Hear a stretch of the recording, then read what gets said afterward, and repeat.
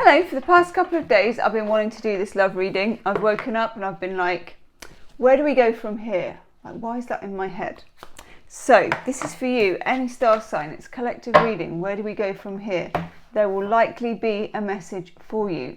It's particularly for those of you that are in separation from somebody or are in a kind of messy, in-between, kind of fiddly, don't even know what it is place with somebody in a relationship or kind of in between, all right? Where do we go from here is a question that keeps coming into my head. I'm going to channel messages for you from your person, from this situation. We're going to look at whatever comes up. I have a feeling it's going to be, my God, already, powerful. Okay, so go and get a drink, settle yourself down. Let's go for it. Okay. We have the Queen of Wands straight off the bat.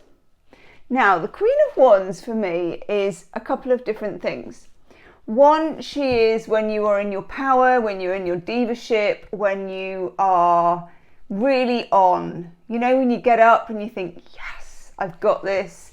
You're having a bit of a dance around the kitchen. You feel good. I mean, these days, they're not always every day, are they? But now and again. So it's power and it's feminine energy at its best. But also, and we'll have to have a look at the rest of the cards, it can sometimes be the energy of interference from either a third party or some kind of subject. You know, it doesn't always have to be a person, but it's something or someone interfering from the outside. So this is an overall energy, and it goes with the Nine of Wands. Now, as you can see from the Nine of Wands, there is defending yourself here. There are boundaries here with the Nine of Wands. You know, this is what it feels like for empaths to put boundaries up to people. It's like, oh my God, you know, searching for the boundary. There it is, I'll hold it up. This is defending yourself, being robust. Some of you may be in a defensive situation with somebody. Maybe you've been arguing with somebody or it just ended that way in a kind of acrimonious way, or you just feel angry, you feel lost, you feel cross. I want to know in particular, so I think I'm going to have a look at whether this represents anyone else. Because it is something I get with people sometimes, with the Queen of Wands. Competition, whether this is competition. Okay, well that's an interesting card to get for it. When I ask that question, I get the Seven of Swords. Now we all know the Seven of Swords, it's the thief card, it's somebody hiding out. They've nicked these swords, they're out looking for them in this particular deck, and they're hiding behind a tree with the swords in a bag. It's sneakiness, it's stuff going on behind your back, it's stuff going on that you can't control, it's a feeling of restlessness, that something is up, but maybe you don't know what that something is yet. Okay, and then what else do I get to go with it? The Ace of Swords. This will come, okay? This clarity will come. Not yet. It feels like you're mystified. It feels like we're in the mist of something. You know, like there is mist rolling around the hills and you can't see something.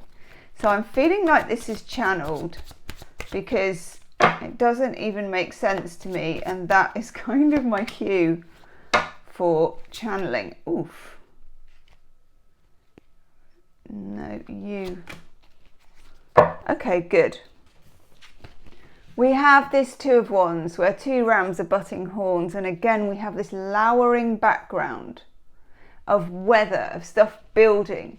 It's that kind of feeling that you get when you're building towards a thunderstorm. You know, before the storm, it kind of feels all electric and all the positive or negative ions or whatever they are. You can feel this charge. And these two are butting horns as well. So it feels like at the moment, some of you are experiencing with somebody almost a sort of feeling of meeting each other head on with the irresistible force meets the immovable object. And these two things are almost cancelling each other out. It feels like you could both be headstrong. It feels like you need to crack a nut with this one. You need to speak, you need to argue almost. But it comes up with the 9 of Cups, which I really like. Jupiter in Pisces. Now, Jupiter in Pisces is expansion and luck. And it is also in the 9 of Cups, asking the universe for something, manifesting, saying what you want. The universe is saying to you at the moment, are you running through this in your head? Are you running through conversations you once had with this person and feeling very negative about them? A card just flipped out. I'm going to show you that in a sec. Are you feeling negative about it? Of course you are. You're feeling negative. But are you rewinding what happened, what could have been, the bad conversations that you had, how you wish it was different, how you wish you had the chance to say this or that? If you do this, and we all do this, you get lost in this kind of loop. And what tends to happen, especially when you've got the 9 of Cups knocking around, which is this marvelous card of manifestation, and it's like rubbing the genie's lamp, you can have 3 wishes with this card.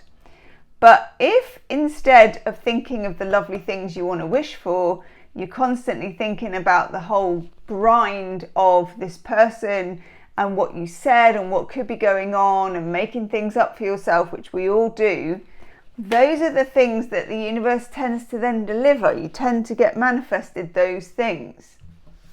So I think what the universe is saying is clear the deck if you can.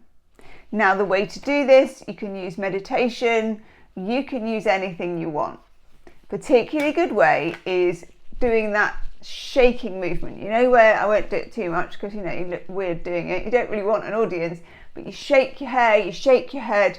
I do it here in the kitchen because there's some space, and you almost, when they have that song, I'm going to wash that man right out of my hair. It's kind of, I'm going to shake that person right off like this, and it tends to get you back to 0.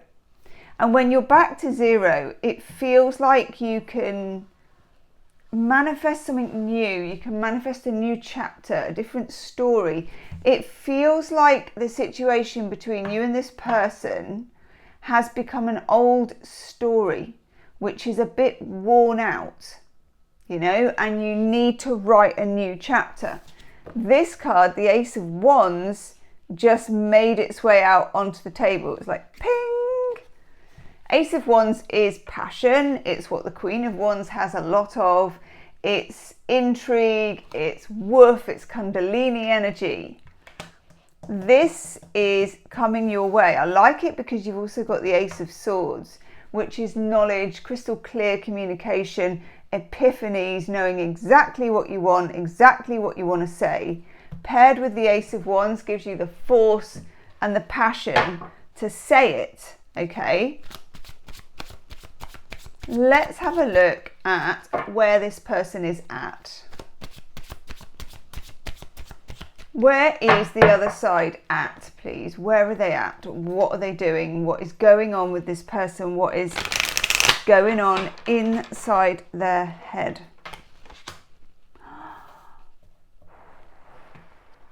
I wasn't expecting that.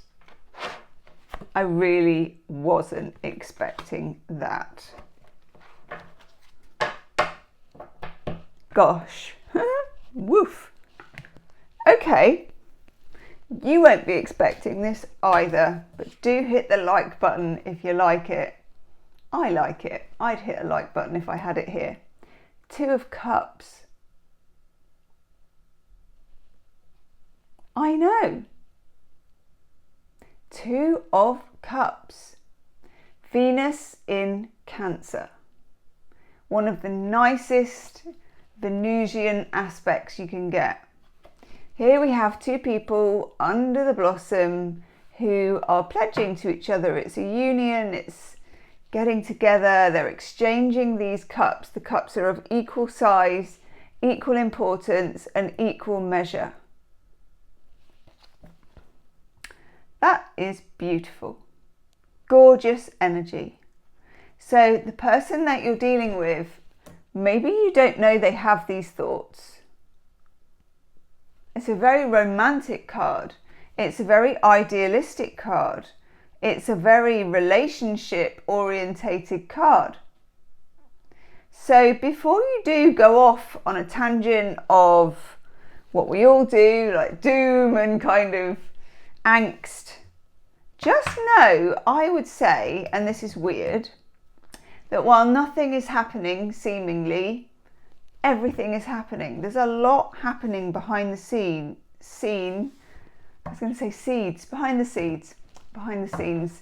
of this person's head. Okay? Some of you, particularly the empaths, will already have that notion. You know, you'll be able to feel that. But others of you who are lost in the wilderness and you don't know what's going on, and you're just feeling really kind of flat and I don't know, take heart. You don't know everything. And that's not to say that you're being arrogant and you think you do. You don't. But you sometimes, do you know what? Sometimes if we have good thoughts and we think something's going to be great, we will definitely talk ourselves down or be spoken down by other people, you know, because we need to be taken down to manage our expectations. But if what we think is negative and we think bad things are going to happen, we just let that run. We're like, yeah, well, it probably will. You get your friend involved or whatever, and you both say, yeah, this could happen and that could happen. And that you don't check yourself for. You allow that to grow. But tell yourself a different story if you can. Okay? This is a love story, and we like that. It's unexpected, and it comes up with the Magician, which honestly, I wasn't expecting that one either. I was expecting some trouble.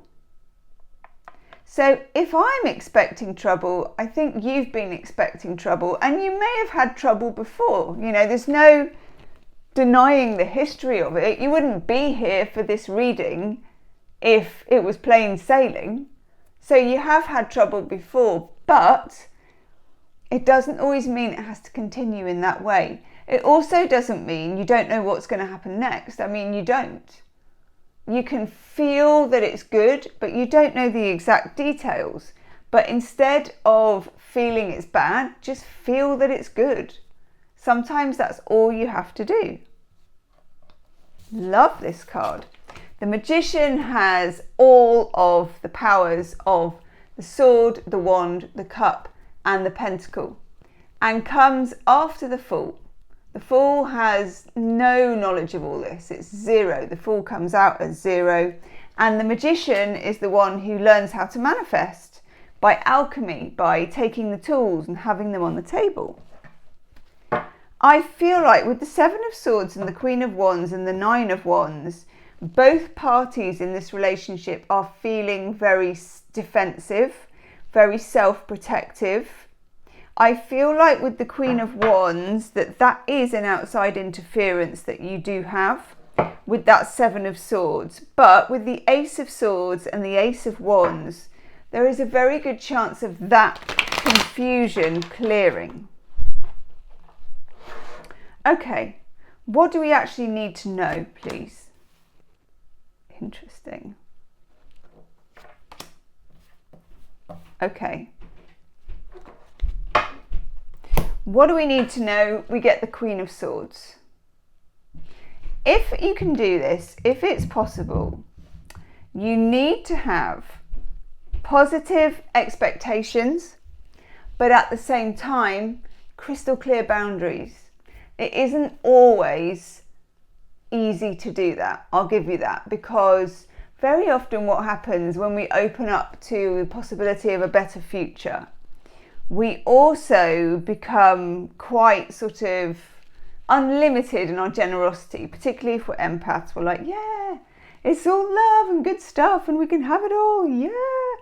But if you can somehow feel like that but remain tethered to some strong boundaries and some strong non-negotiables about how far you can accept this or that or you can't, that is going to help you, because you have the Seven of Cups. And it's just saying, particularly water signs and empaths, don't sail away with this, okay? Don't run away with it. Don't run away with it either way.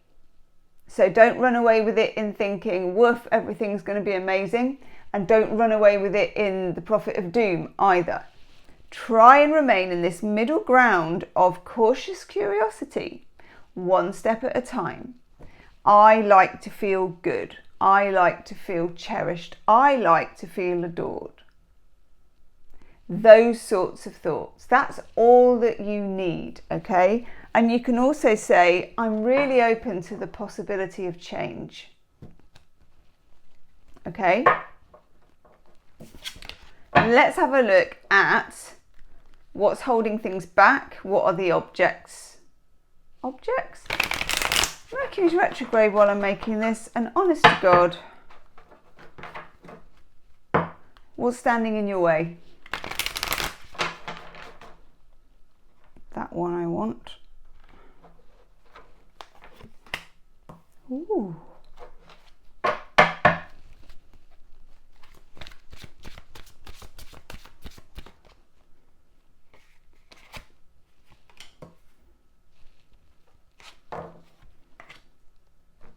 Okay, obstacles, that's the word. I know. Okay. First obstacle is the King of Pentacles. King of Pentacles is a guy who shows up with the pentacle. He shows up, he's reliable, he turns up, he's there for it, he's early, he's all the decent things that people want. This King of Pentacles is an obstacle though, because the person that you're dealing with is not going to be all of those things. They are not going to be, he's quite close to perfect as a relationship partner. And the person that you're dealing with is heavily imperfect, as you already know, okay? You may desire that this person changes their attitude towards chivalry or towards timing or towards generosity, emotional capacity, whatever it is. We all kind of secretly want somebody to change, okay? Even though we're not supposed to.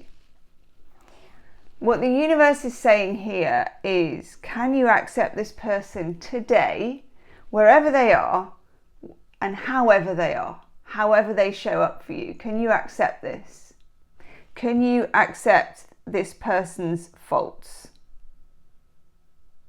The universe wants to know.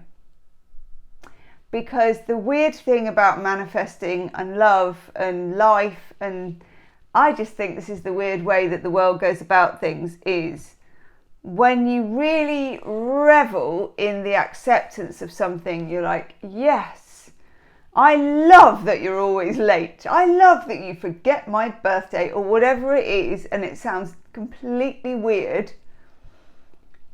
It makes you shine. It makes your, particularly if it's about negative things, it makes your vibration bulletproof and through the sky.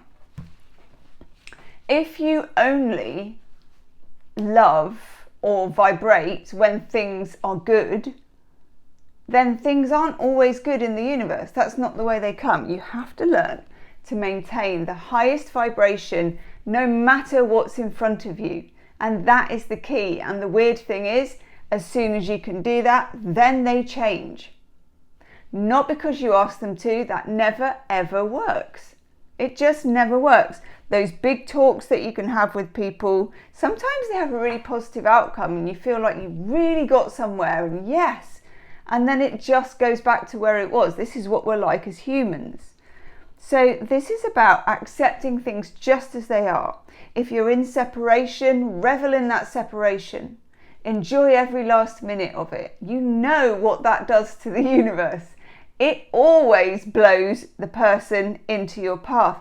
Maybe if it can't blow this person into your path, it blows another person in, and then this person comes back. Whichever way the universe goes about it, that is not our business. That is not our business. You also have the sun as an obstacle card. And this is the same. The sun is radiance, it's good luck, it's positivity, it's everything that a good tarot card can be. You know, it's a lovely card to get. Somehow you got to make the sun shine for yourself, whenever and wherever, okay? And you also get the Five of Pentacles. It won't be easy and it might feel lonely, okay? The Five of Pentacles always shows somebody who could dive into a certain comfort zone, but they don't. They go out on a limb, they take this difficult path, it's a snowy path, it's a cold path, it's the path of most resistance, I think. And it shows how you can endure something because you want something else, okay? Now, all the time you're in this process, your boundaries as the Queen of Swords will still be good. So your basic boundaries of how you do or don't want to be treated, get them settled so you don't have to keep firing them up again. Get them reiterated, write them down. My 5 non-negotiables are, and do it and enjoy doing it. And don't make it just for this person, okay? Write your 5 non-negotiables and put it away somewhere. My boundaries are, maybe do 3 to 5 of those, no more, you get overwhelmed. Put them in a drawer, know that they're there and that you've got them and that they're inside you and that you don't have to be defensive and you don't have to come up with any kind of doom scenarios, because those things are just going to be there for you. So you can afford, like many really, have you ever noticed like really confident, happy people? Bad things happen to them too, but somehow they work out. And this is the mindset. But you don't want to be without any boundaries because you don't want to get walked over, and that's fine, but don't let that fear stand in the way, okay?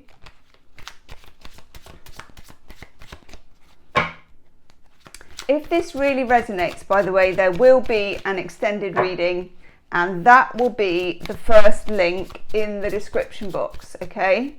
In the extended reading, we take all the cards from this reading, I get all my funky decks out, and we do a lot of channeling, okay? We really explore messages from your person, what's going on behind the scenes. We try and see things through the eye of your person, okay? So see how this resonates. Ooh, nice. And it's the first link in the description box. Okay. Nice too. So 2 outcome cards, and then I'm going to do some true love oracle cards and see what we get for that. You get the Fool. That is probably the best outcome card you can get. It's starting over, it's a brand new cycle, it's the 0 card of the zodiac. We've got the remains there of we've kind of got the sun and we've got the moon to think about with this, okay? I would say that for your situation, the full moon, as usual, is very good for releasing stress and tension. And also, I would say that significant developments with this person, like contacting each other and conversations and meetings and that kind of thing, they're going to happen around the time of the full moon. So make sure you've got an app on your phone or a moon diary or something, and that you're finding out when the full moons are, particularly the one that's in their sign, okay? During the new moons, the advice, as ever, is to manifest during new moons. You get that lovely, clean, let's start the cycle energy, okay? And you can manifest in any way you like. There's so many different ways, and they're all here on YouTube for free. You can find people talking about it. But you've got to do the one that works the best for you. Okay, it's got to feel, you've got to feel it down here in the solar plexus. It's got to make you excited. You've got to feel, oh my God, I can't wait, rather than, oh, it's never going to happen. Very, very important. We then have Temperance. Temperance is a lovely card, Sagittarian energy, but also we've got 2 jugs with Temperance, and we've got the person standing in the source of water like we do with the Star card. With Temperance, it's saying to you, you are going to get, in the next few weeks, good things flowing in, you're going to get bad things flowing in, okay? It's very important that you keep your vibration high, so that you are neither too excited by the good things or too disappointed by the difficult things. Okay?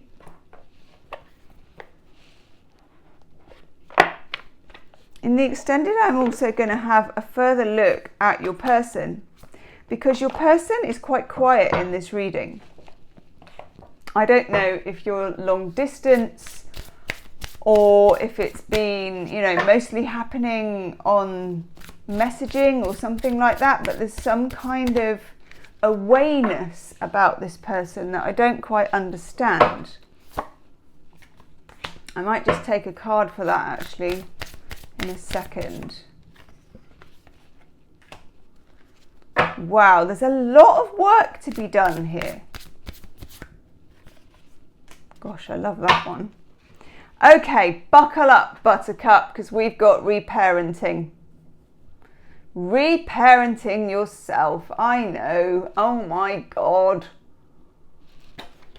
I groan when I get this card as well. 1, because it's true. 2, because it's difficult. So anyway, okay, there's something about examining your relationships with your parents, how you learned about love, and using those full moons to let go of the stories you've been taught that are no longer your stories. We get cast in particular versions of how people know us to be.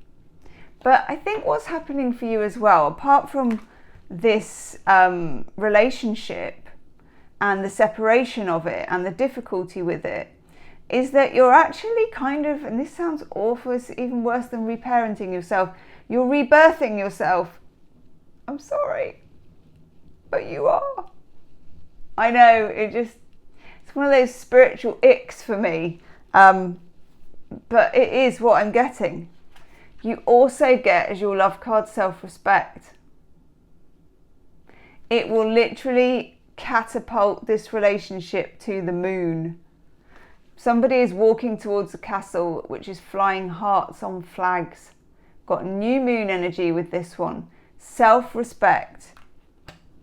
Look at reparenting videos on YouTube. Look at loving yourself, which is not what you think. You know, it's loving all the ugly bits and the weaknesses and everything, and absolutely loving them as if they were your own newborn child. Loving yourself as if you were your own child. There's a lot of this involved. And thank God, because we need a Brucey bonus with this. We need some motivation to keep going with this. We've got abundance. Whew.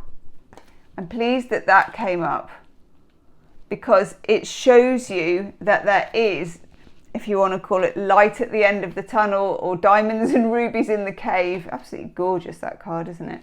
So pretty as well. It's such a gorgeous image.